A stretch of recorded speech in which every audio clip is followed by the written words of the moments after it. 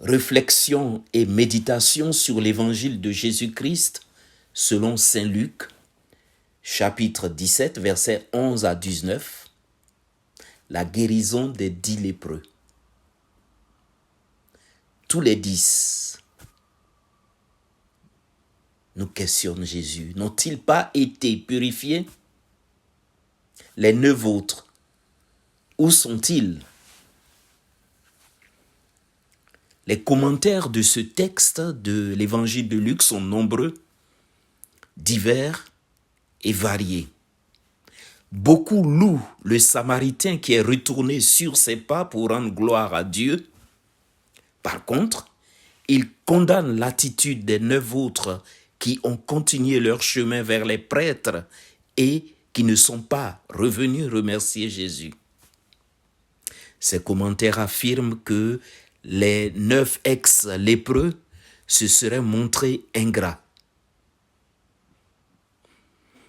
En fait, ils ignorent le fait que l'évangéliste Luc dit que leur guérison survint pendant qu'ils étaient en chemin. Ils ont continué leur route pour aller voir les prêtres de la première alliance. En fait, ils ont obéi jusqu'au bout à Jésus. Oui, les commentaires oublient que c'est Jésus lui-même qui envoie les lépreux vers les prêtres, serviteurs et témoins de l'alliance de Dieu avec son peuple. Ce passage est plutôt un hommage de Jésus au peuple d'Israël pour sa longue marche en faveur de la révélation.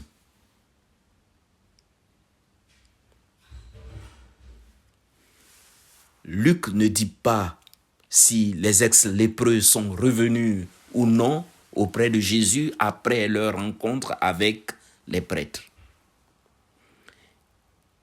Et ce silence m'inspire une autre interprétation. Le récit sur la guérison des 10 lépreux expose pour moi l'attitude de celui qui cherche Dieu face à l'avènement du Christ Sauveur.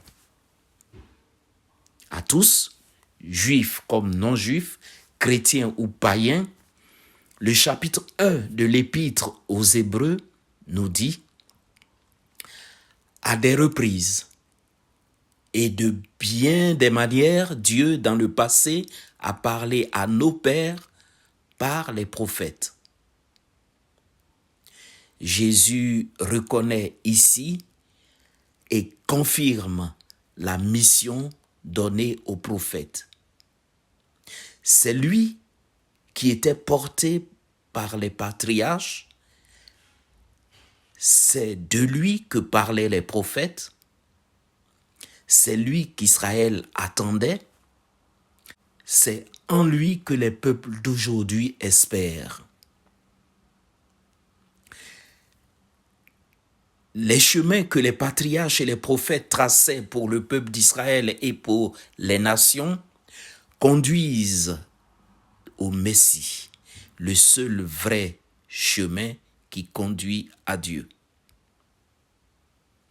Jésus semble demander aux 10 lépreux: allez visiter la première alliance. Vérifiez par les prêtres si vous êtes en conformité avec l'alliance de Dieu.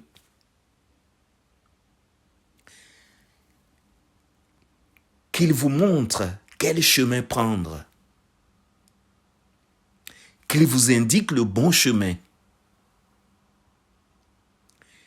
Qu'il vous mette sur le chemin de la guérison de vos âmes. Ils vous indiqueront la bonne voie qui mène au Christ. Les 10 lépreux obéissent et partent vers les sacrificateurs. Ils sont guéris pendant qu'ils se rendent chez les prêtres. L'un d'eux, pas tout à fait juif, pas tout à fait païen,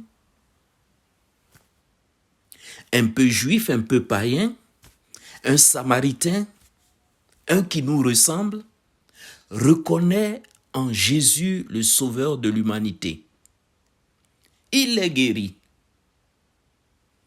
Que faire d'autre? Pas besoin de continuer. Sa foi lui fait faire demi-tour. Le Sauveur, le seul vrai prêtre, l'union entre Dieu et les hommes, celui qui unit le ciel et la terre, il l'a rencontré. C'est Jésus.